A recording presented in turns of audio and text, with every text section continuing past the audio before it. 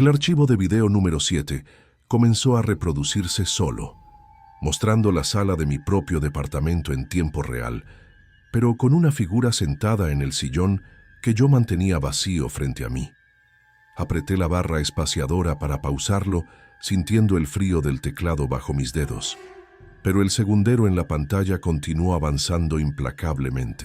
La miniatura del clip revelaba un peso de archivo imposible y una fecha de modificación fijada para 3 horas en el futuro, indicando que la grabación aún no había terminado de crearse.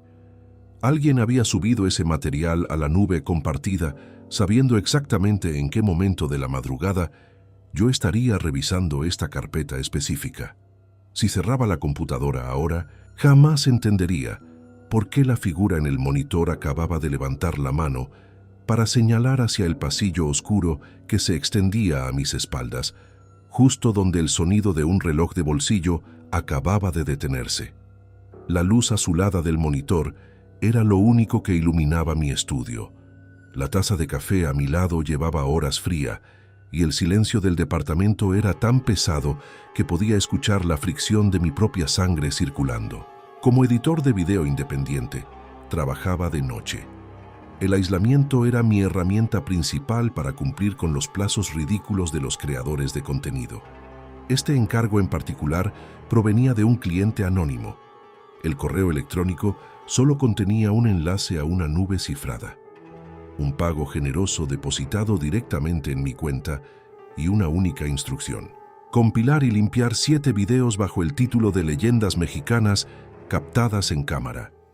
No había guión, no había pistas de voz en off, solo las 7 carpetas numeradas y el material en crudo. Yo asumí que sería otro trabajo monótono, un montaje de sombras borrosas, gritos fingidos y efectos visuales de bajo presupuesto. Pero el 7º archivo había destrozado esa suposición en sus primeros segundos. El pulso me latía en las sienes. Traté de racionalizar la situación. Era un ataque informático, un acosador con acceso a mi cámara web, usando algún software de superposición para insertar la figura en mi sillón. Tenía que ser eso. Sin embargo, la resolución de la imagen era demasiado nítida. El nivel de detalle en la textura del tejido del sillón, la forma en que la luz de la pantalla se reflejaba en la mesa de centro, todo era perfecto, demasiado perfecto. Y la figura no tenía rostro. Era una mancha oscura densa que absorbía la luz a su alrededor. Estaba señalando el pasillo, mi pasillo, donde el tic-tac del reloj de bolsillo había cesado. Minimicé la ventana del 7º video. No la cerré, no me atreví a detener el reproductor por miedo a que la figura en la pantalla hiciera algo peor si le daba la espalda digitalmente. Decidí que la mejor manera de recuperar el control de mi cordura era sumergirme en el trabajo, revisar los primeros 6 archivos, buscar el origen de este ataque, encontrar la firma del hacker o el truco técnico que explicara lo imposible. Abrí la carpeta número 1. El título del archivo era simple: Xochimilco, Canal Sur 3 AM. AVI. El video era en blanco y negro, la clásica tonalidad grisácea y verdosa de una cámara de seguridad infrarroja montada en un poste. El ángulo picado mostraba un embarcadero solitario de Xochimilco.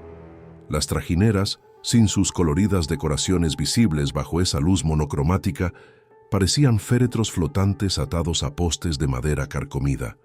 Una densa capa de niebla se deslizaba sobre la superficie del agua, moviéndose en corrientes antinaturales, como si respirara. Durante los primeros 2 minutos, el metraje transcurrió sin alteraciones. Solo el suave chapoteo del agua contra la madera y el zumbido distante de un motor fuera de borda. Entonces, el algoritmo de la cámara, diseñado para detectar movimiento y trazar recuadros de seguimiento, comenzó a fallar. Un recuadro amarillo parpadeó en medio de la niebla, sobre el agua abierta. No había nada físico allí, solo el vapor denso. El recuadro desapareció y reapareció 3 metros más cerca del muelle. El micrófono de la cámara, altamente sensible, captó un sonido que rompió la monotonía del agua. No era el grito agudo y operístico que las películas asocian con la leyenda. Era un sonido húmedo, un sollozo gutural, arrastrado, como el de una persona ahogándose en su propio dolor, luchando por tomar aire con los pulmones llenos de lodo. Abrí el software de espectrometría de audio. Al aislar las frecuencias bajas, las ondas sonoras dibujaron una figura perturbadora en el monitor. Los picos y valles del espectro no se alineaban de manera caótica. Formaban un patrón que recordaba vagamente a un rostro distorsionado gritando.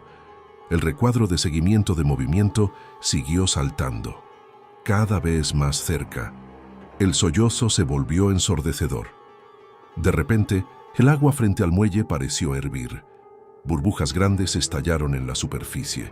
El recuadro amarillo se fijó violentamente en un punto bajo el agua y comenzó a ascender.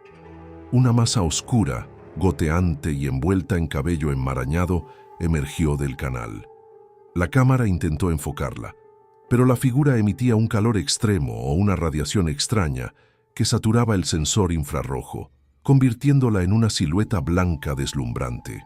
La entidad se arrastró hacia el muelle, sus manos pálidas dejando marcas oscuras en la madera. Levantó la cabeza hacia la lente de la cámara y en el instante en que sus ojos vacíos miraron directamente al objetivo, el audio se cortó y la pantalla se llenó de estática. El archivo no terminaba ahí.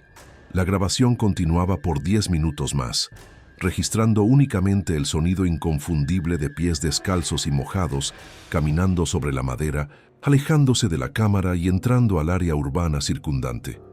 Mientras observaba cómo los últimos segundos del clip se desvanecían en negro, escuché un sonido en mi propio departamento. Fue débil, pero inconfundible. El sonido de agua cayendo de una llave mal cerrada en el lavabo de mi baño al final del pasillo. Esta secuencia de fotogramas corruptos que mostraba lo que la cámara térmica realmente captó bajo el agua y el origen de esas frecuencias, que mi software apenas podía procesar, fue purgada del metraje original por considerarse demasiado explícita para las normas de la plataforma, un fragmento que ahora solo reside en el archivo desmonetizado, cuyo acceso intacto se encuentra en la descripción y en el primer comentario fijado. El sonido de la gota cayendo resonaba en el silencio de mi estudio. Plop, plop. Traté de ignorarlo. Era la tubería vieja. Las cañerías del edificio siempre hacían ruido. Tenía que enfocarme. Abrí la segunda carpeta. Jalisco Dashcam, Carretera 70, MP4. El formato indicaba un origen más moderno. Era la grabación de doble cámara de un vehículo de plataforma de transporte. La lente principal mostraba una carretera desierta en los altos de Jalisco.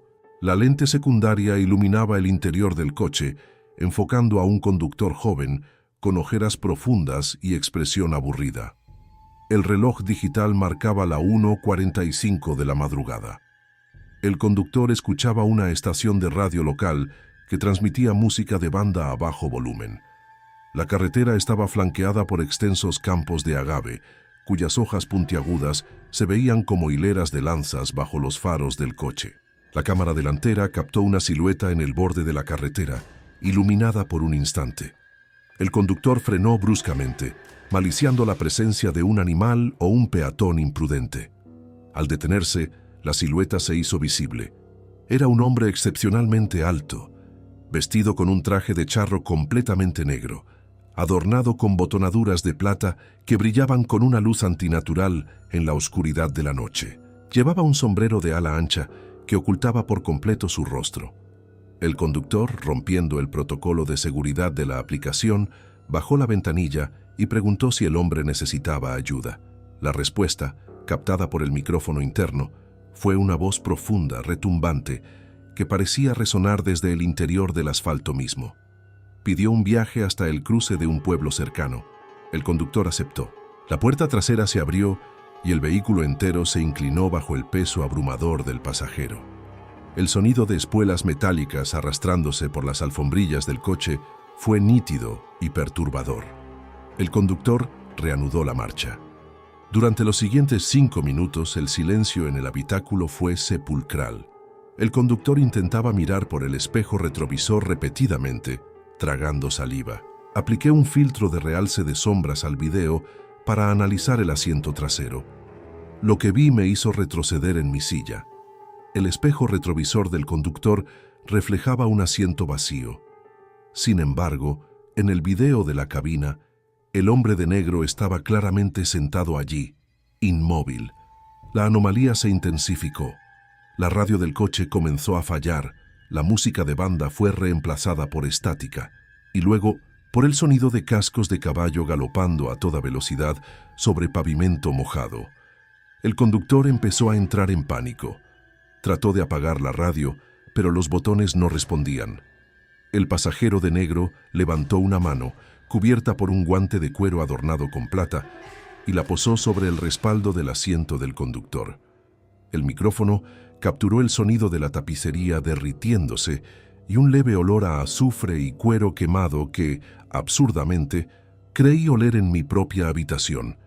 El hombre de negro dejó una antigua moneda de oro sobre la consola central.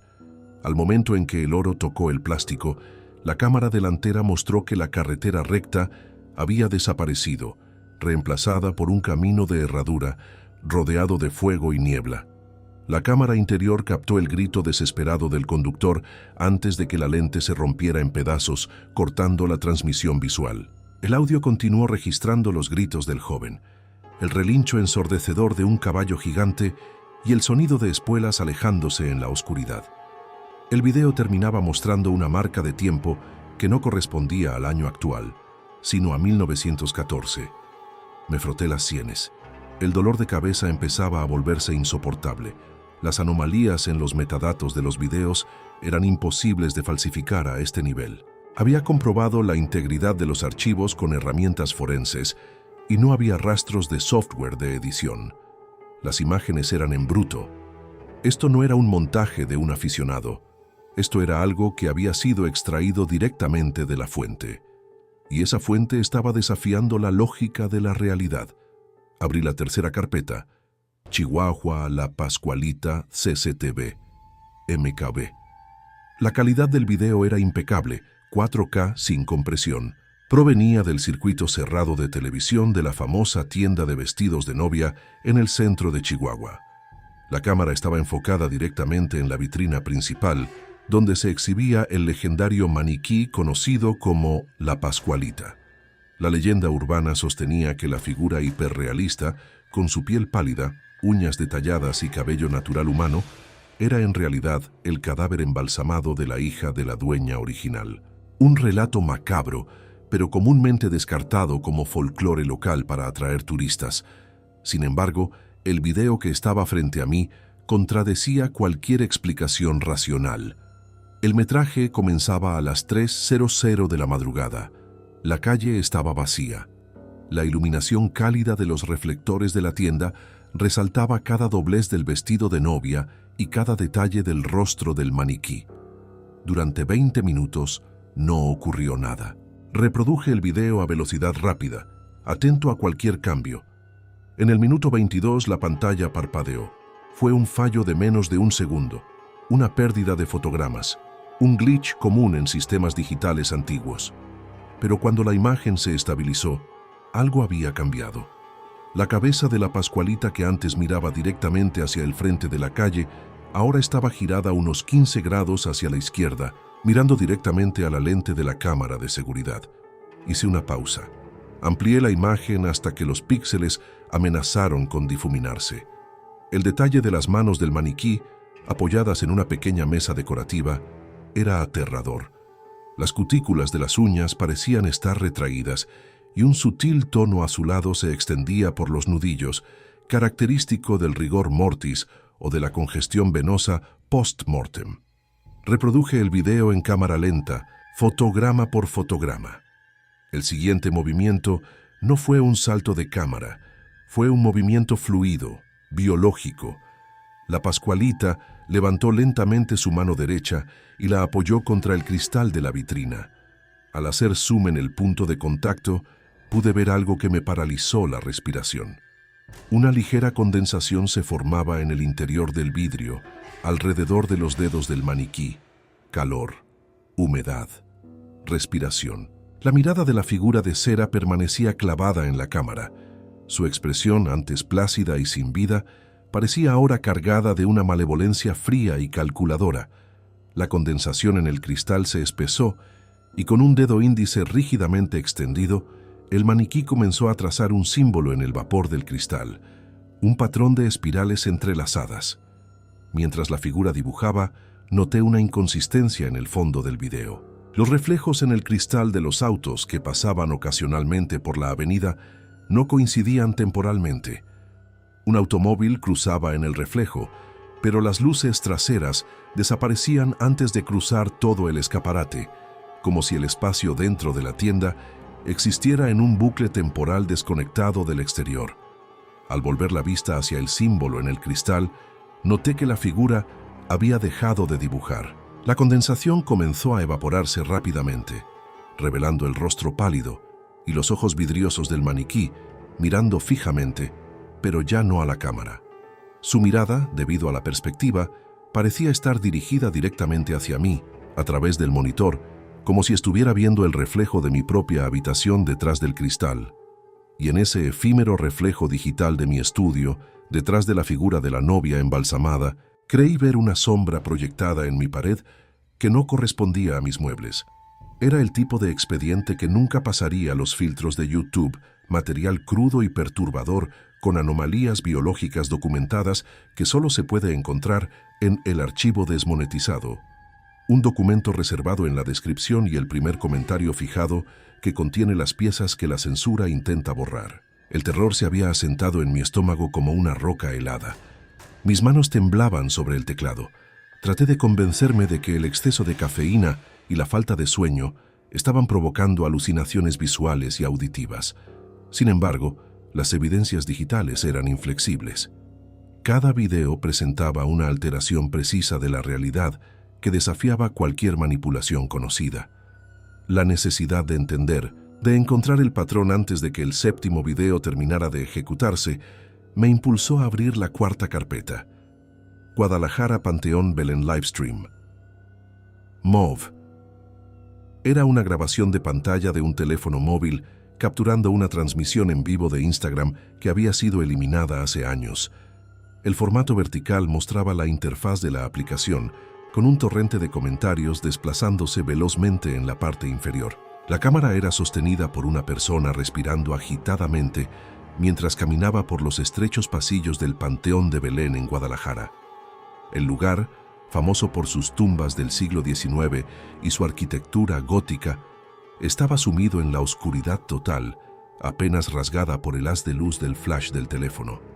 La voz del narrador, un joven asustado pero ansioso por la atención de sus seguidores, relataba la leyenda de Nachito, el niño que temía a la oscuridad y cuya tumba siempre amanecía con juguetes nuevos.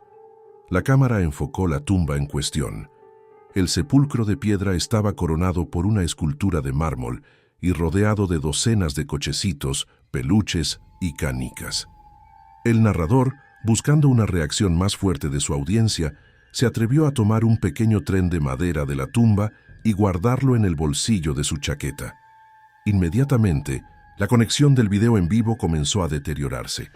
Los comentarios en la pantalla se detuvieron. La imagen se congeló, mostrando a la tumba, pero el audio continuó, claro y libre de interferencias. «Devuélvelo». La voz no pertenecía al narrador. Era el susurro cristalino de un niño pequeño, captado a escasos centímetros del micrófono, con una acústica seca, como si se hablara dentro de un espacio cerrado y estrecho, como un ataúd. El video se reanudó. El narrador soltó un grito de pánico, tiró el tren de madera al suelo y comenzó a correr a ciegas por el cementerio. La imagen era una sacudida frenética de tumbas y árboles retorcidos. Mientras corría, el sonido de pasos pequeños y rápidos, persiguiéndolo por el sendero de grava, se hizo audible por encima de su propia respiración. El narrador tropezó y cayó, dejando caer el teléfono.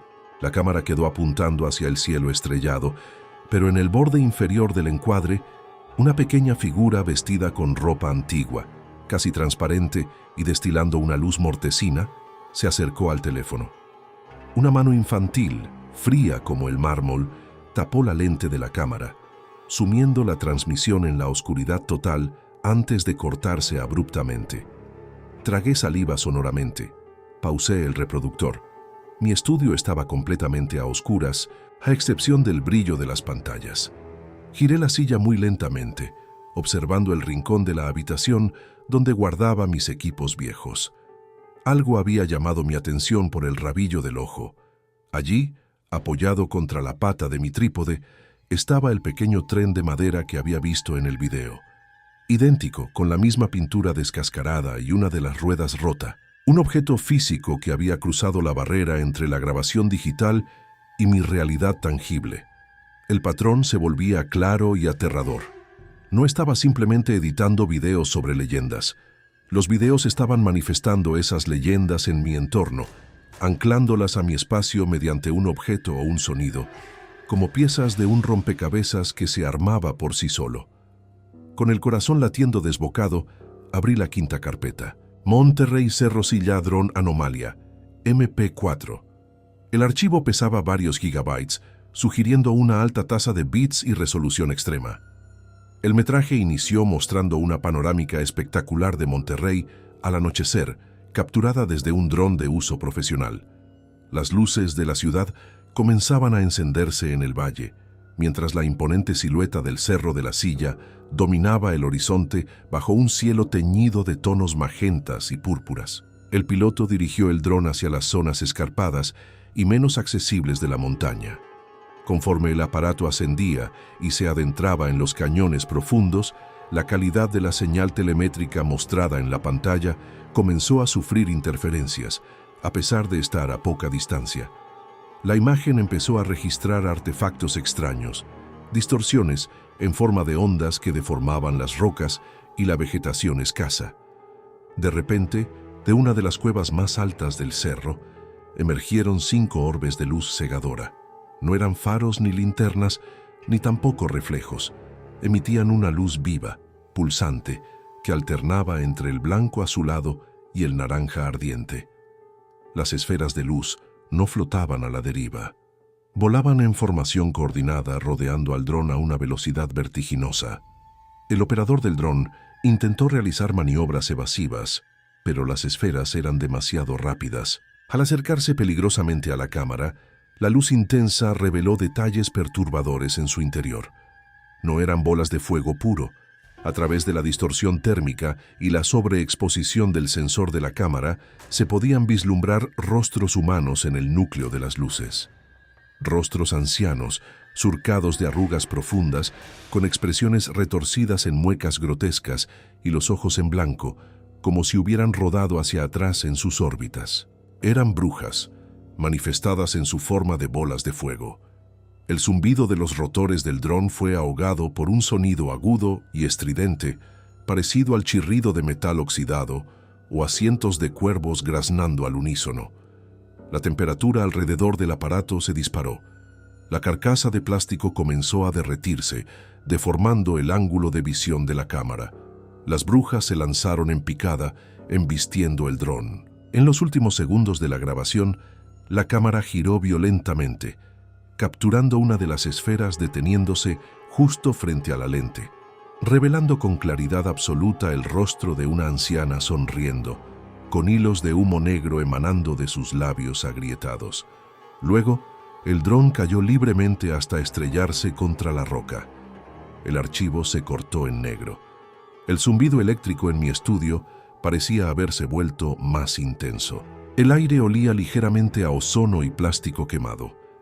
Me negué a mirar hacia la ventana de mi balcón, paralizado por la idea de ver una luz danzando en la oscuridad exterior. Las anomalías ya no eran sutilezas, estaban escalando en violencia y tangibilidad.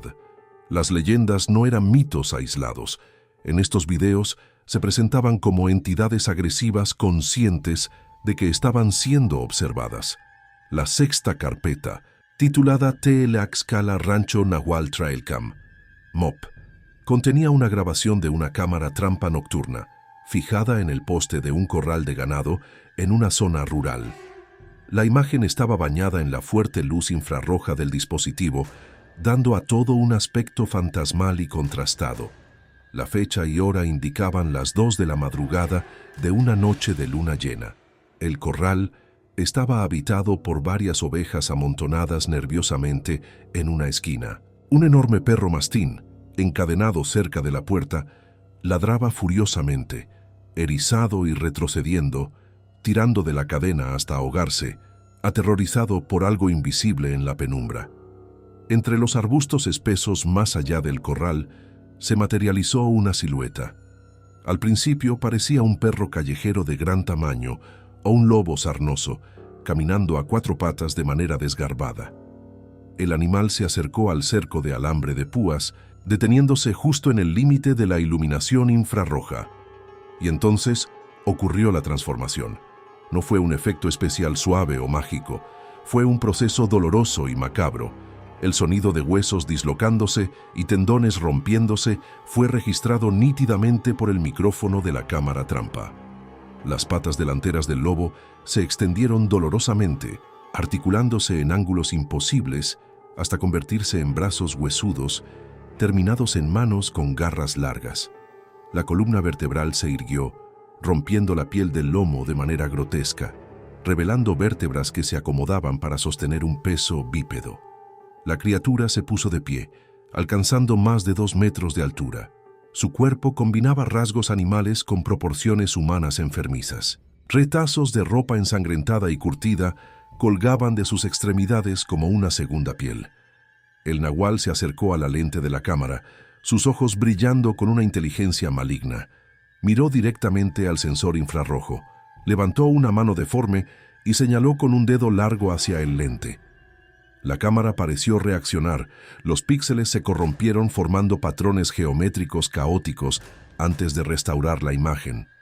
Luego, el nahual abrió sus fauces llenas de dientes irregulares y emitió un sonido imposible. Era una imitación perfecta de la voz de mi propia madre. «Mateo, abre la puerta», dijo la voz distorsionada de la criatura. En ese instante exacto, escuché golpes fuertes y rítmicos en la puerta principal de mi departamento, acompañados por la voz amortiguada de mi madre repitiendo las mismas palabras desde el pasillo. Sabía que mi madre estaba a miles de kilómetros de distancia, en otra ciudad. La entidad estaba usando mis recuerdos, mi biografía, para penetrar las defensas de mi mente. No respondí. Me aferré a los reposabrazos de la silla, hiperventilando. La regla de estos fenómenos, el hilo conductor que los unía a todos era clara. Cada video mostraba una entidad que, al ser observada y registrada, reclamaba una conexión física con el observador. La cámara no era un testigo, era un puente. El silencio volvió al pasillo, los golpes cesaron. Mi atención volvió inexorablemente al monitor, a la 7ª carpeta, la que contenía la transmisión en vivo de mi propia habitación. Minutos antes, la figura oscura había desaparecido del sillón y el reloj de bolsillo que yacía en el video de mi escritorio había cobrado vida con su tic-tac rítmico, introduciendo un elemento ajeno a mi entorno. Aterrado, di clic en el icono minimizado para traer la ventana al frente. El reproductor de video se expandió, llenando la pantalla con la imagen de mi propia espalda y el monitor brillante que tenía enfrente. La línea de tiempo, extrañamente, marcaba la duración total del video como si estuviera a punto de terminar. Estaba a 15 segundos del final de la pista de reproducción. En la grabación, la figura sin rostro ya no estaba en la esquina oscura de la habitación. Se había desplazado, silenciosa e invisiblemente, hasta ubicarse justo a mis espaldas. En la pantalla, vi cómo la entidad extendía su brazo cubierto por una túnica de sombras espesas, acercando una mano pálida y decrépita hacia mi cuello. Sostenía el reloj de bolsillo de plata. El sonido del segundero de pronto se amplificó en mi estudio. Ya no venía de los altavoces de la computadora, venía directamente de atrás de mi silla. El tic-tac era abrumadoramente alto, sincronizado a la perfección con mis latidos frenéticos. Quienquiera que haya compilado estos archivos no buscaba un editor, buscaba un sacrificio, un ancla para traer estas anomalías a la realidad. Comprendí que la verdad detrás de estas manifestaciones nunca se publicaría en un video convencional, sino que forma parte de los registros oscuros del archivo desmonetizado, donde las pruebas definitivas y los finales de quienes presenciaron estos fenómenos aguardan en la descripción y en el primer comentario fijado. El video en mi monitor marcaba los últimos 5 segundos de reproducción. La entidad en la pantalla levantó el reloj de bolsillo y lo soltó. Vi el objeto metálico caer en el video, pero el sonido de impacto ocurrió en el mundo real. Clink, el reloj de bolsillo golpeó el suelo de madera de mi estudio y rodó lentamente hasta quedar debajo de mi escritorio, deteniéndose junto a mi pie derecho. El tic-tac ensordecedor cesó de golpe. El silencio cayó sobre el departamento, tan denso que resultaba asfixiante. El contador de tiempo del video llegó a 0, pero la pantalla no se volvió negra. En cambio, la imagen se congeló, mostrando a la entidad tocando mi hombro. Lentamente, movido por un impulso suicida de comprobar la realidad, giré la silla hacia atrás. No había nadie. El estudio estaba vacío. Las sombras se mantenían inmóviles en los rincones. Solté un suspiro largo y tembloroso, sintiendo cómo la tensión acumulada me abandonaba abruptamente. Había sido un truco psicológico monumental, una ilusión creada por el cansancio extremo, el estrés y un montaje informático brillante. Me sequé el sudor de la frente, preparándome para apagar el equipo y abandonar ese trabajo maldito. Entonces, mi teléfono celular, que descansaba sobre la mesa, vibró silenciosamente, iluminando la pantalla con una notificación de un mensaje anónimo de WhatsApp. Abrí el mensaje. Era un archivo de imagen. La fotografía mostraba mi estudio, visto desde la puerta del pasillo, hacia adentro. Me mostraba a mí sentado en la silla, observando los videos en el monitor, sudoroso y aterrorizado. Y de pie, en el rincón más oscuro, justo fuera del campo de visión de mi cámara web, estaba la figura negra, mirándome, sosteniendo un pequeño tren de madera en una mano. La fecha de envío del mensaje marcaba que fue enviada hace 3 horas, al inicio exacto de la noche, justo en el momento en que abrí la primera carpeta, y cuando el sonido del reloj de bolsillo había comenzado a escucharse por primera vez desde el interior de mi propio bolsillo de la camisa.